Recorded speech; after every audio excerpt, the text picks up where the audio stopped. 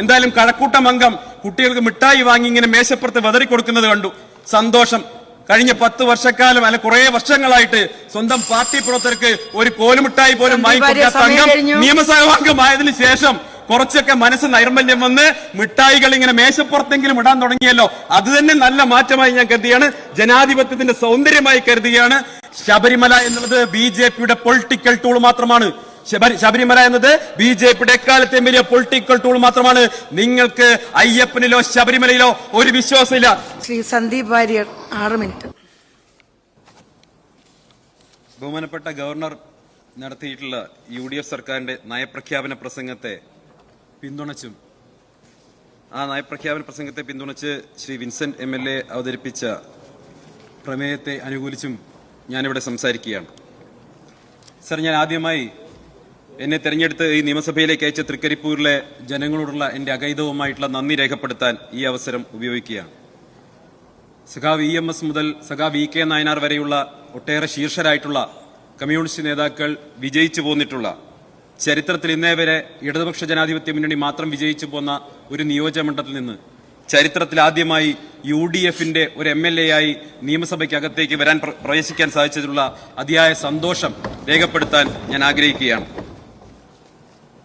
അതോടൊപ്പം Indian national കോൺഗ്രസിന്റെ ഭാഗമായി കഴിഞ്ഞ 2 വർഷക്കാലമായി പ്രവർത്തിച്ചുകൊണ്ടിരിക്കുന്ന എനിക്ക് ഞാനൊരു ക്രിസ്റ്റൽ ക്ലിയർ ആണെന്ന് സർട്ടിഫിക്കറ്റ് നൽകി എന്നെ ഈ പാർട്ടിയിലേക്ക് പറഞ്ഞയച്ച CPMന്റെ സമുന്നതരായിട്ടുള്ള നേതാക്കൾക്കും എന്റെ നന്ദി രേഖപ്പെടുത്താൻ ഞാൻ ഈ അവസരം ഉപയോഗിക്കുകയാണ്.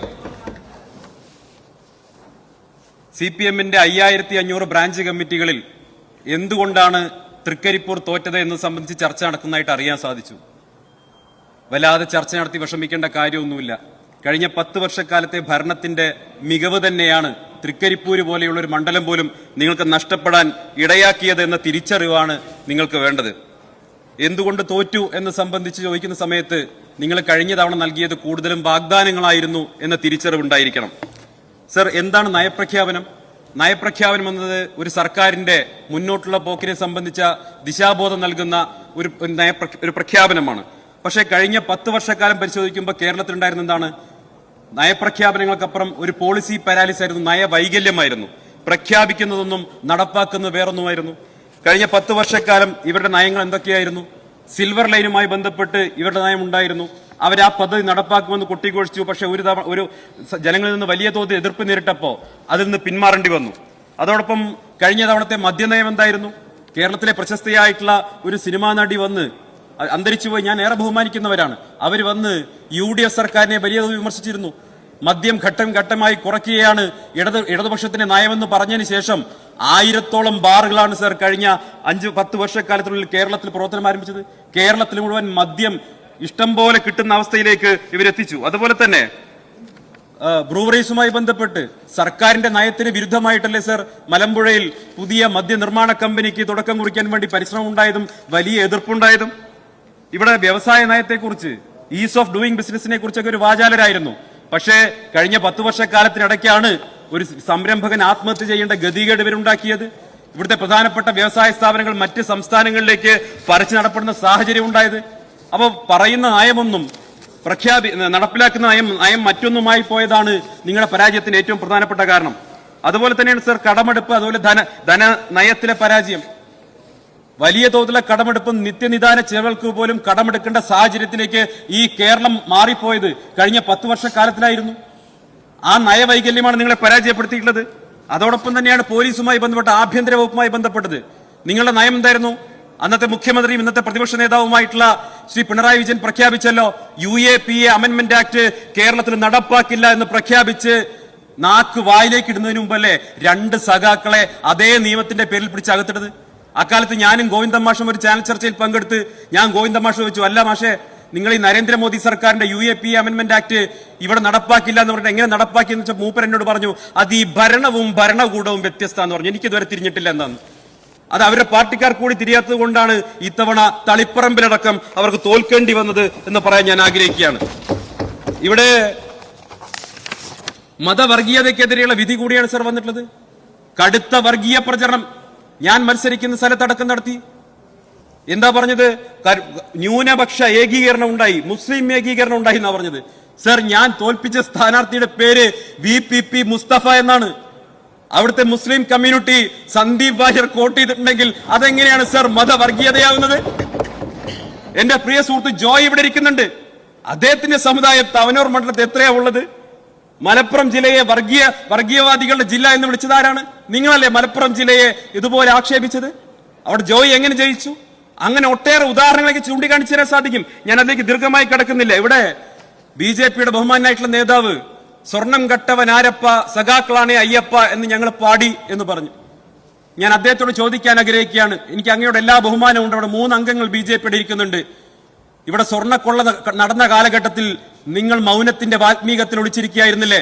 10 ദിവസം ആ സ്വർണ്ണക്കള്ളക്കെതിരെ പ്രതിഷേധത്തിന്റെ പേരിൽ ജയിലിൽ കിടന്നിട്ടാണ് UDFന്റെ അംഗമായിട്ട് ഞാൻ ഈ നിയമസഭയിൽ എത്തിയിട്ടുള്ളത്. നിങ്ങൾ എവിടെയായിരുന്നു? കോൺഗ്രസിന് നേട്ടമുണ്ടാകും എന്ന് വിലയിരുത്തി സ്വർണ്ണക്കൊള്ളക്കെതിരെ വായ തുറക്കാൻ പോലും BJP തയ്യാറായില്ല. നിങ്ങൾ മനസ്സിലാക്കണം. എന്റെ കയ്യിലുള്ളത് 2019 BJPയുടെ പ്രകടന പത്രികയാണ്, സങ്കല്പ് പത്ര. അവിടെ ഇരിക്കുന്ന BJP അംഗങ്ങൾക്ക് പലർക്കും അറിയുന്ന കാര്യമാണ്. അതിൽ ശബരിമലയെ കുറിച്ച് പറയുന്നുണ്ട്. We will endeavor to secure constitutional protection on issues related to faith and belief എന്ന് ശബരിമലയെ കുറിച്ച് 36-ാം പേജിൽ പറയുന്നു. 2019 പത്തനംതിട്ടയിൽ വന്ന് ബഹുമാനപ്പെട്ട പ്രധാനമന്ത്രി ഗുജറാത്തിയിൽ സ്വാമിയെ ശരണമയ്യപ്പ എന്ന് വിളിച്ചു പോയതല്ലാതെ ഞാൻ ചോദിക്കട്ടെ, എന്തേ നിങ്ങൾ ഭരണഘടനയിൽ പരിഷ്കാരം കൊണ്ടുവന്ന് ശബരിമലയെ സംരക്ഷിക്കാൻ ശ്രമിച്ചില്ല? എന്നോട് അതിന്റെ ന്യായീകരണം പറയണ്ട. നിങ്ങൾ ബഹുമാനായിട്ടുള്ള NSS ജനറൽ സെക്രട്ടറി ഒന്ന് ബോധ്യപ്പെടുത്താൻ മതി. അദ്ദേഹം പറയുന്നുണ്ടോ? NSS പറയുന്നുണ്ടല്ലോ, നിങ്ങൾ കൊടുത്ത വാഗ്ദാനം പാലിച്ചില്ല. ശബരിമല എന്നുള്ളത് BJPയുടെ പൊളിറ്റിക്കൽ ടൂൾ മാത്രമാണ്. ശബരിമല എന്നത് BJPയുടെ എക്കാലത്തെയും വലിയ പൊളിറ്റിക്കൽ ടൂൾ മാത്രമാണ്. നിങ്ങൾക്ക് അയ്യപ്പനിലോ ശബരിമലയിലോ ഒരു വിശ്വാസമില്ല. സർ, ഒരു കാര്യം കൂടി പറയാൻ ആഗ്രഹിക്കുകയാണ്. ഇവിടെ ബഹുമാനപ്പെട്ട CPMന്റെ അംഗങ്ങള് ഇന്നെന്തോ ഡീലാണെന്ന് പറഞ്ഞു. ഞങ്ങൾ തമ്മിൽ എന്തോ ഡീൽ, BJPയും UDFും ഡീലാന്നാ പറയുന്നത്. എന്ത് ഡീല്? ഞാൻ ഒരു കാര്യം പറയാം. UDF സർക്കാർ ഒരു കാലത്തും BJPയുമായി ഡീൽ ഉണ്ടാക്കാൻ ഒരു പാലവും പണിയില്ല എന്ന ഉറപ്പ് ഈ കേരളത്തിലെ ജനങ്ങൾക്കുണ്ട്. ഒരു ബ്രിഡ്ജും ഞങ്ങൾ ഉണ്ടാക്കില്ല. ആരാണ് ബ്രിഡ്ജ് എന്ന് സഭയ്ക്കകത്ത് പറഞ്ഞത് നമുക്കറിയാലോ. CPM UDFന്റെ മന്ത്രിസഭയിൽ നിന്ന് ഒരാളും ഒരു പോലീസ് മേധാവിയെയും ദത്താത്രേയ ഹൊസബോളയെ കാണാൻ വേഷം മാറ്റി വിടില്ല എന്ന ഉറപ്പ് കേരളത്തിലെ ജനങ്ങൾക്കുണ്ട്. അതുകൊണ്ടാണ് ഞങ്ങൾക്ക് അവര് വോട്ട് ചെയ്തത്. അതുപോലെ തന്നെ UDF സർക്കാർ നയിക്കുന്ന ഒരു പരിപാടിയിലും യോഗി ആദിത്യനാഥിന്റെ ആശംസാ സന്ദേശം വായിക്കില്ല എന്ന ഉറപ്പ് കേരളത്തിലെ ജനങ്ങൾക്കുണ്ട്. അതുകൊണ്ടാണ് ഞങ്ങൾക്ക് വോട്ട് ചെയ്തിട്ടുള്ളത്.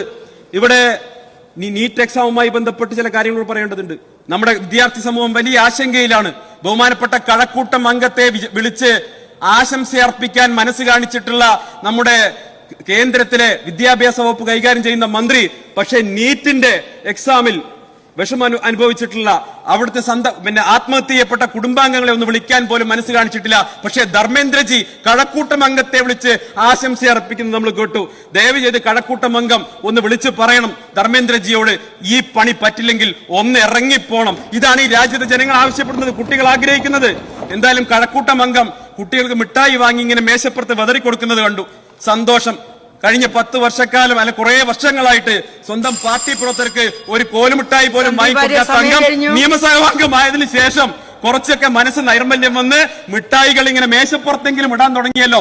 അത് തന്നെ നല്ല മാറ്റമായി ഞാൻ കരുതിയാണ്, ജനാധിപത്യത്തിന്റെ സൗന്ദര്യമായി കരുതുകയാണ് എന്ന് മാത്രം പറഞ്ഞുകൊണ്ട് ഈ സർക്കാരിന്റെ നയപ്രഖ്യാപനത്തെ പൂർണ്ണമായും പിന്തുണച്ചുകൊണ്ട് എന്റെ വാക്കുകൾ ഉപസംഹരിക്കുന്നു.